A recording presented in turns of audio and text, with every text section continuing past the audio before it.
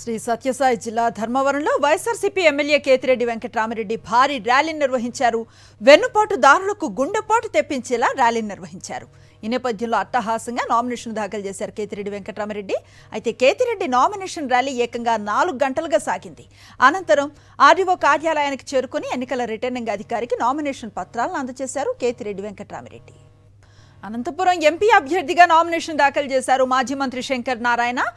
అనంతపురం నగరంలో లలిత కళా పరిషత్ నుంచి కలెక్టరేట్ దాకా వైఎస్ఆర్సీపీ శ్రేణులు భారీ ర్యాలీ నిర్వహించారు. ముఖ్యమంత్రి వైఎస్ జగన్మోహన్ రెడ్డి సంక్షేమ పాలన అందించారని, సామాజిక న్యాయంలో భాగంగా ఎస్సీ, ఎస్టీ, బీసీ మైనారిటీలకు పెద్దపీట వేశారని అన్నారు. తనను గెలిపిస్తే విభజన చట్టం హామీలపై కేంద్రంపై ఒత్తిడి తెస్తానని చెబుతున్నారు.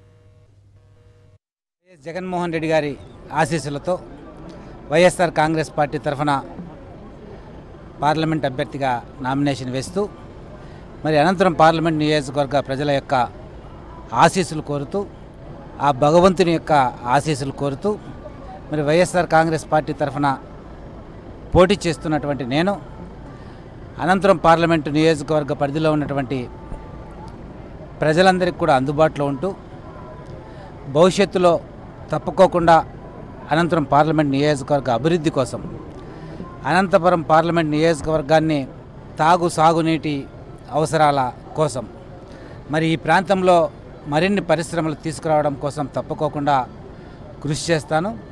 జగన్మోహన్ రెడ్డి గారి ఆశీస్సులతో, ఆయన ఆదేశాలతో ముందుకు నడుస్తానని మరి అనంతరం పార్లమెంట్ నియోజకవర్గ ప్రజలందరూ కూడా వైఎస్ఆర్ కాంగ్రెస్ పార్టీ అభ్యర్థి అయినటువంటి జగనన్న అభ్యర్థి అయినటువంటి నన్ను ఆశీర్వదించి ఫ్యాన్ గుర్తుకు ఓట్లు వేయాలని మీ ద్వారా విజ్ఞప్తి చేస్తాను.